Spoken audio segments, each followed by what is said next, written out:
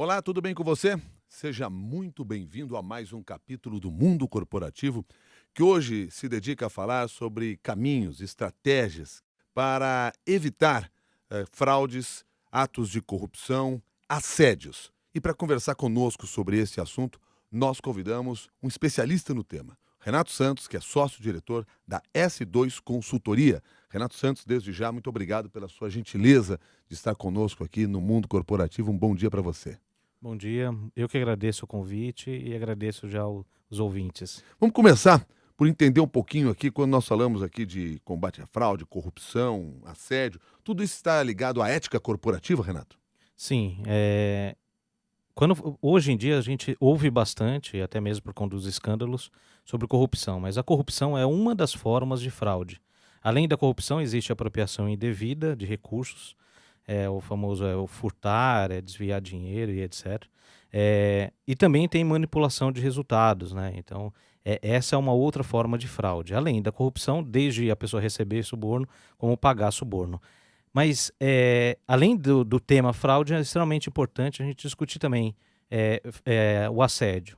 A fraude, para ter uma ideia, tem um impacto financeiro em 7% da receita bruta.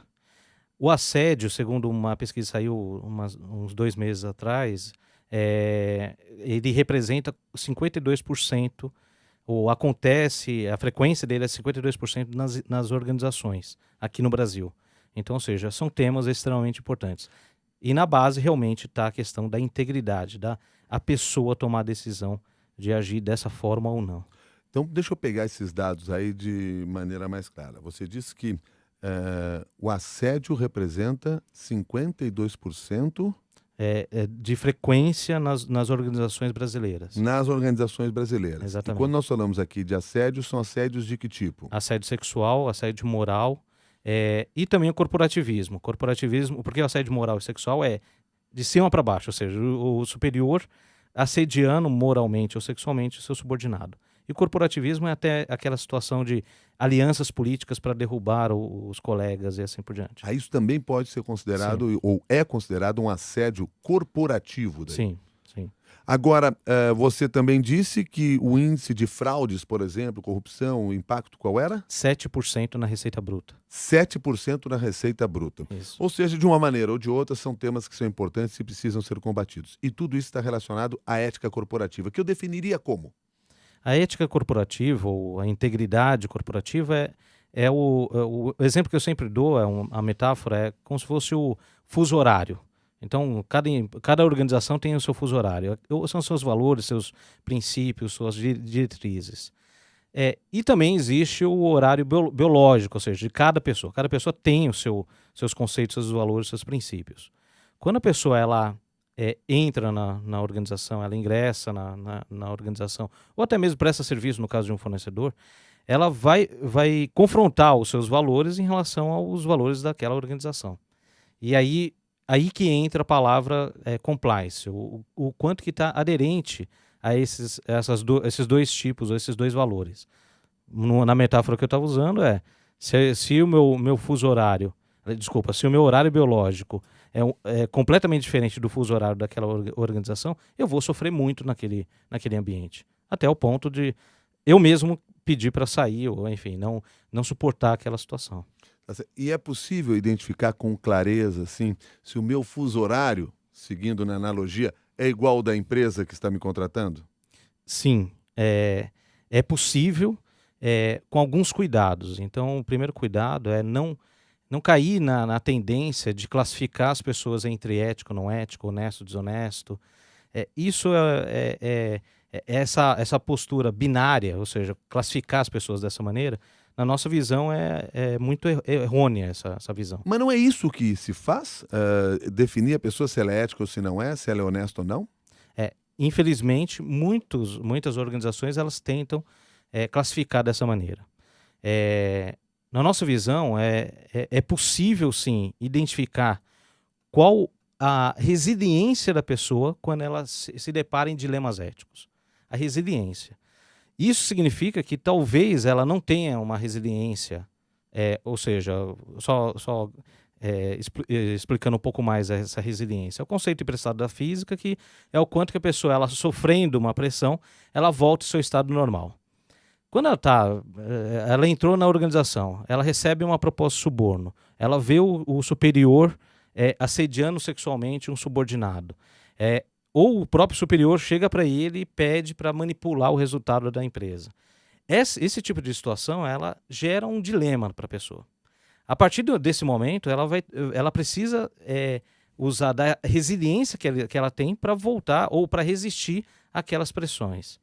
Então, mais uma vez, não dá para você classificar se a pessoa é ética ou não é ética, mas dá para identificar qual o potencial de resiliência que ela tem para aqueles temas. E uma vez identificando que não tem essa resiliência muito bem aflorada ou desenvolvida, é possível, como organização, desenvolver, desde, obviamente, que a pessoa queira, né? Agora, você falou que não se deve trabalhar de uma forma binária. Por que não?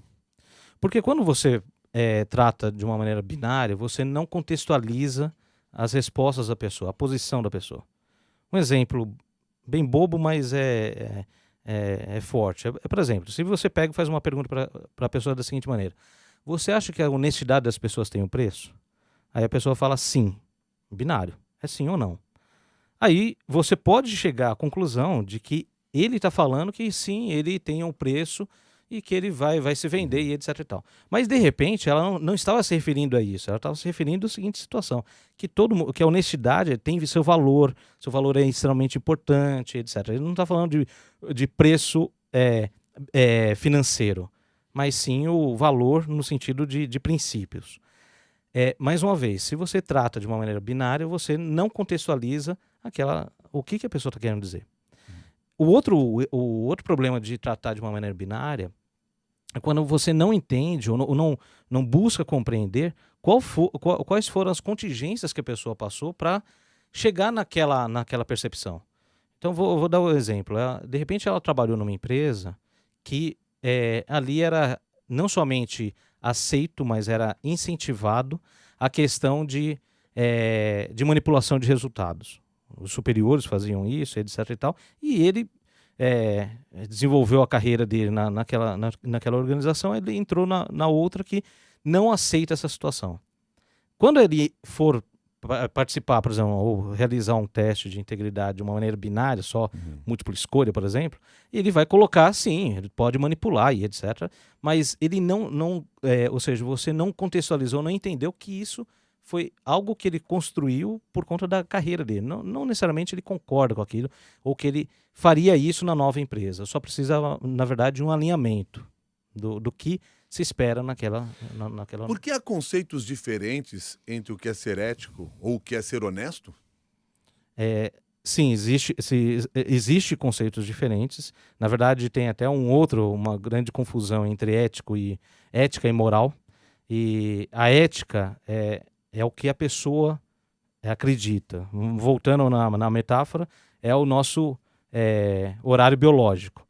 E o moral é exatamente o fuso horário, ou seja, é o que a sociedade, naquele contexto, acredita ser o certo ou errado. Se a pessoa ela não está compliance, não está aderente naquela sociedade, ela vai ser classificada, vai ser, definida como desonesta. O Vandenberg Cavalcante usou o e-mail mundocorporativo@cbn.com.br para dizer que acompanha o mundo corporativo da Paraíba e queria fazer a seguinte pergunta para você: como na seleção e contratação descobrir se o colaborador tem as características de ética e honestidade que as organizações brasileiras tanto precisam? Excelente pergunta. Tem uma frase do Peter Schultz, que é o ex-presidente da Porsche. Ele fala o seguinte: contrate o caráter e desenvolva a habilidade. É interessantíssimo. Porque desenvolver habilidade, competências, etc., isso vou colocar até, é mais fácil, vamos dizer assim. O caráter realmente é muito mais difícil de desenvolver.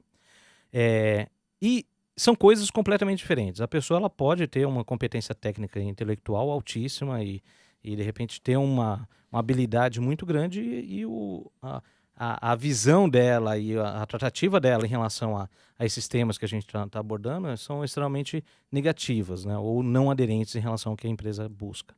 Muito bem. No processo de seleção, existem testes de integridade. O que são esses testes de integridade? São simulações que você coloca a pessoa para ela responder o que ela faria diante daquela situação. Então você simula mesmo, ou seja, se chegarem, no exemplo que eu dei, a te oferecer suborno, o que você faria? O que você faria se você fosse convidado por um colega para furtar a empresa e assim por diante? Quando você aplica esses testes no processo de seleção, mais uma vez, só tomando cuidado para não ser binário, mas de uma maneira contextualizada, etc., você consegue identificar esse potencial, essa potencial resiliência da pessoa em relação a esses temas. Então é dessa forma que é possível, sim, identificar essa... Mas com um teste desse é possível identificar isso? Porque a pessoa pode estar respondendo ali o que ela acha mais conveniente para não ser considerada desonesta. Como saber se a resposta que ela está dando no teste está realmente relacionado aos valores que ela tem? Na verdade, eu diria que a maioria vai realmente tentar responder o que é melhor, o que ela espera ser o melhor. E aí o teste ele precisa tomar alguns cuidados ou se cercar de algumas formas para você realmente coletar a informação verdadeira dela, a opinião verdadeira. Então, o primeiro cuidado é você realizar em diversas fases do teste reperguntas para ver o grau de coerência dela, se ela fala a mesma coisa no começo, no meio e no final. Tem tempo de resposta. O tempo de resposta tem que ser curto, para ela não ficar pensando, deixa eu ver o que é melhor, etc. E tal. Uma outra forma de se analisar, mais uma vez, não só de forma múltipla escolha, mas dissertativa. A pessoa escreve. A partir do momento que ela escreve a opinião dela, você identifica por meio da linguagem verbal como ela realmente pensa. E aí tem técnicas para isso. E a outra forma é relato em vídeo. Esse é riquíssimo. Porque ela não somente coloca múltipla escolha, relato em texto, mas ela filma o depoimento dela sobre aquela situação. Quando você está diante tem esse material, você consegue analisar a linguagem verbal, corporal, facial e paralinguístico, ou seja, tom de voz, a mudança de entonação e etc. Então, ou seja, você cruza diversas formas e diversas perguntas para ver o grau de coerência e de transparência da pessoa durante o processo. Ou seja, vocês não vão fazer análise única e exclusivamente na resposta que foi lá assinalada, mas neste conjunto de informações que vocês têm do candidato. Exatamente. O mais importante não é responder, não é a pergunta, você aceitaria suborno? Não é esse o principal ponto. Mas a principal pergunta é, por que não aceitaria? Aí vai ter gente que vai falar, não, porque eu não preciso. Vai ter gente que... e aí eu não preciso pode conotar que... se ele precisar, ele pode aceitar.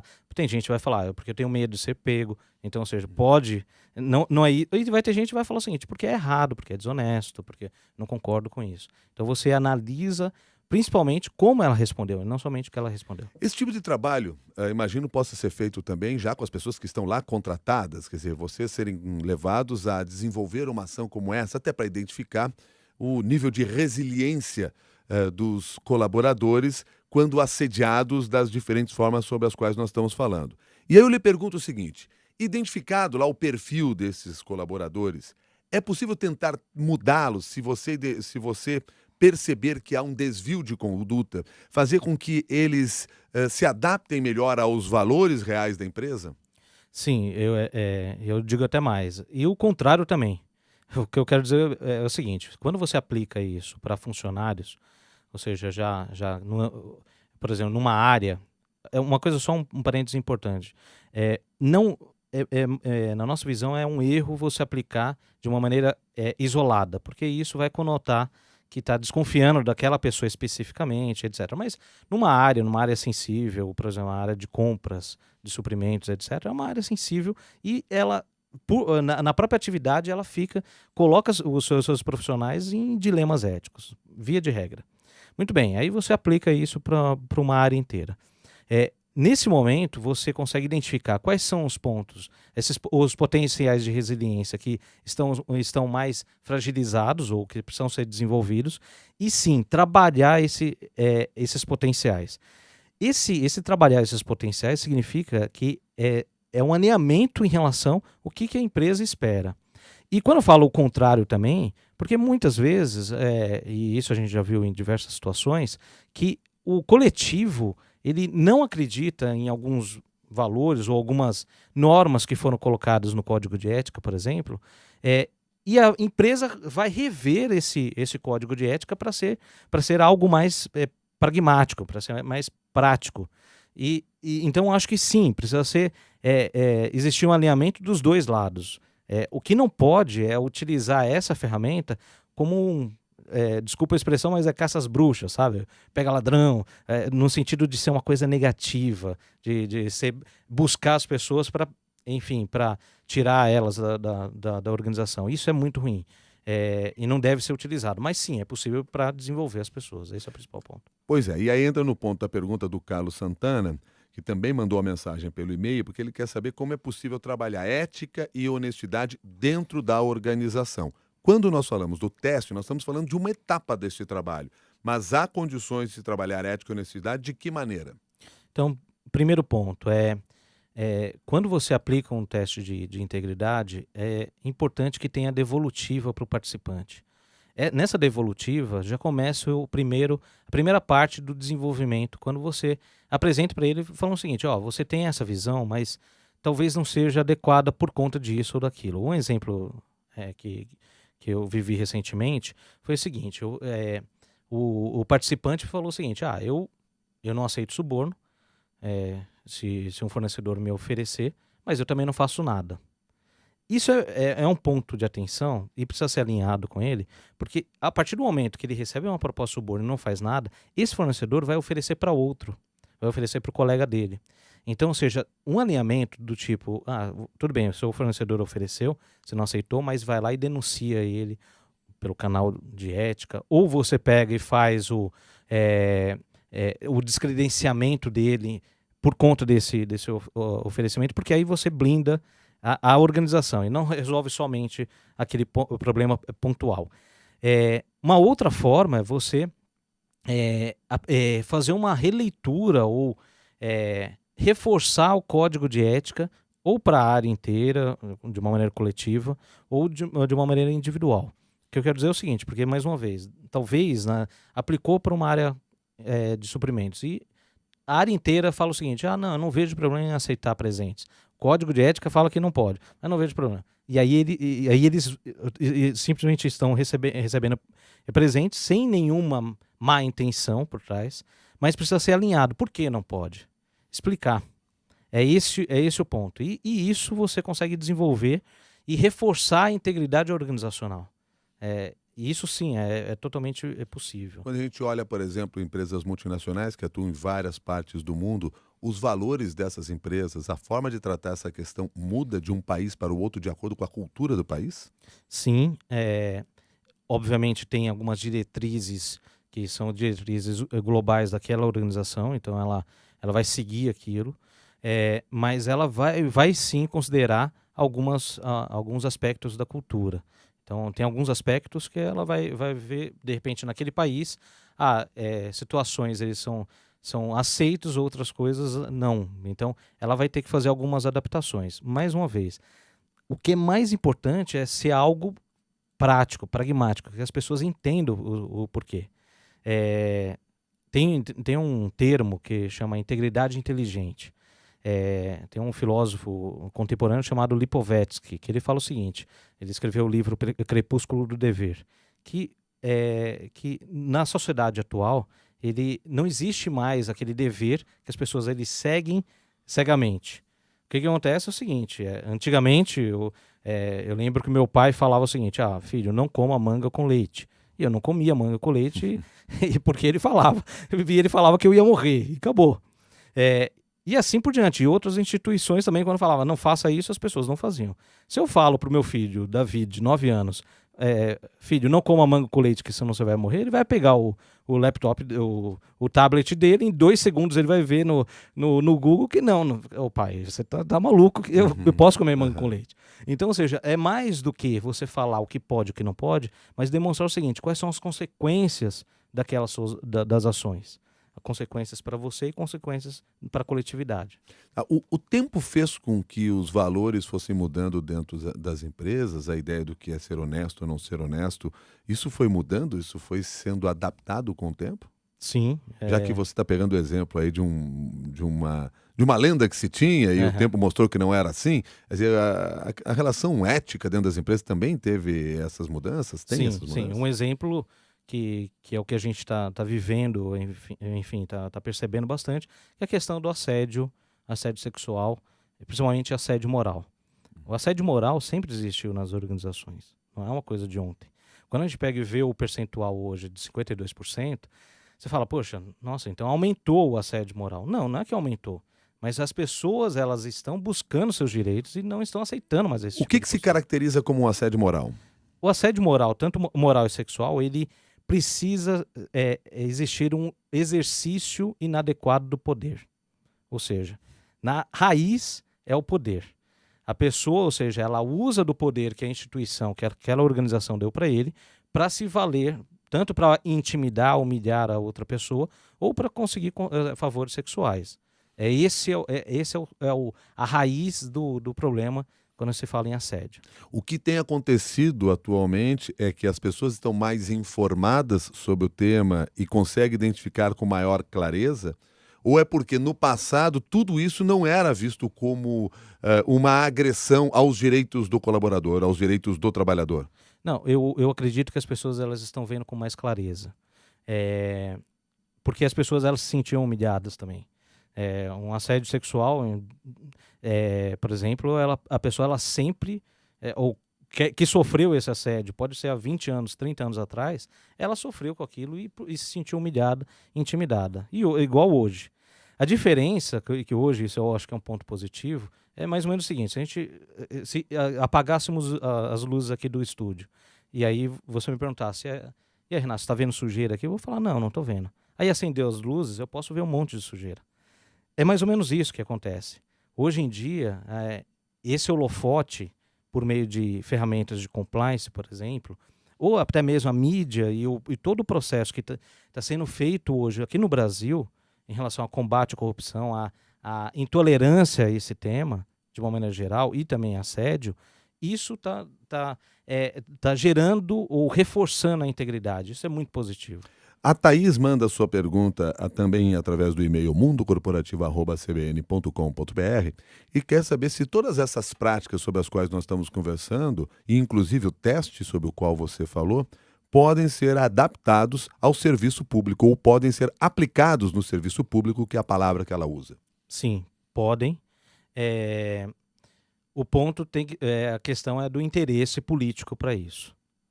Aí realmente é uma das barreiras que a gente já encontrou nesses anos de aplicação. Vocês na S2 Consultoria já prestaram serviço para o setor público? Não, nunca prestamos. Vocês são sempre procurados por empresas privadas? Exatamente. Empresas privadas e ONGs também. Organizações não governamentais Exatamente. também hoje têm tido este interesse? Sim, exatamente. Então tem esses... E isso independe do tamanho da empresa. Porque, mais uma vez, a gente está falando de pessoas. Aí a empresa pequena, por exemplo, aí tem aquela coisa, não, mas eu confio nos meus funcionários, eu vejo eles todos os dias e tal. Mas é justamente aí que mora o perigo, porque, via de regra, quando a gente trata situações de fraude, quando a gente apresenta o resultado para o dono da empresa, a expressão é sempre a mesma. Mas justo ele... que eu confiava tanto. Sim, se você não confiasse, você não entregaria a chave do cofre para ele. Então, ou seja, é aplicável desde uma multinacional gigante ou até mesmo uma microempresa. Renato, o que é um coach ético? O coach ético é um alinhamento mesmo, é você desenvolver o profissional em relação ao que a empresa espera dele naquele contexto. É aquele exemplo que eu dei. De repente ele viveu outros contextos e outras contingências na empresa anterior e agora ele na empresa atual ele precisa ter um alinhamento sobre o que se espera dele. Esse alinhamento talvez não é só uma leitura do código de ética, mas é entrar nos detalhes sobre aquelas situações. Então você faz isso tanto de uma maneira individualizada, como o e-learning, por exemplo. O e-learning, você também consegue colocar vários dilemas para a pessoa ela observar. Por exemplo, são vídeos que a gente simula a situação e a pessoa ela vota o que eu faria aqui e ali e qual a consequência da minha escolha. Isso mais uma vez, não é somente você falar para a pessoa ser ética, não é isso. É você pegar e falar para ela quais são as consequências das suas atitudes. Bom, diante aqui desse cenário todo que nós estamos vendo e da preocupação que você disse que existe nas empresas, um processo que eu queria compreender esse movimento que nós estamos vendo hoje nas empresas, ele se deu por uma pressão da sociedade ou ele se deu pela legislação mais rigorosa? Dos dois, os dois. Tem a lei anticorrupção brasileira, que é chamada, ela entrou em vigor em fevereiro desse ano, que nessa lei anticorrupção, ela prevê duras penas para a organização que possa agir como corruptora, a ponto de chegar a 20%, 20% do faturamento bruto de multa, caso ela seja, por exemplo, identificada como corruptora, que pagou suborno e etc. e tal, para órgãos públicos, né? E aí o que acontece? Com essa lei, a lei ela prevê também uma diminuição da pena de 2/3 caso ela comprove que existe programas de integridade. Então, isso já, pela legislação, tem uma pressão muito grande. Quando eu falo também em relação à sociedade, porque as pessoas elas também estão observando o seguinte, bom, eu quero trabalhar nessa empresa, será que essa empresa ela tem uma postura, mais uma vez, usando o exemplo, o fuso horário dela está adequado com o meu horário biológico? As pessoas elas estão observando isso também, o que é muito bom. Tá. O Paulo Souza escreveu para nós aqui, e ele, na pergunta que ele manda para mundocorporativo@cbn.com.br, ele pergunta o seguinte: se esse teste ao qual você se referiu, de integridade, não poderia ser aplicado também no modelo de pegadinha. Eu imagino que ele esteja se referindo aqui a fazer testes sem que a pessoa saiba que está sendo testada. O Ministério Público Federal, em 20 de março desse ano, ele recomendou diversas ações de combate e prevenção à corrupção. E uma das ações é exatamente o teste de integridade nesse modelo. Um modelo sigiloso, ou seja, sem que a pessoa saiba que ela está passando por esse processo. É uma ferramenta. Na nossa visão da S2, a gente acredita que não é o mais adequado. Na nossa visão, a transparência é o ponto principal, porque se a empresa quer transparência das pessoas, você também tem que ser transparente. Então, ou seja, explicar para a pessoa que ela vai passar por um processo desse e ela, inclusive, não precisa responder todas as questões, ela pode pular alguma questão que ela se sinta ofendida, isso na nossa visão é fundamental, porque aí você também está demonstrando respeito por ela.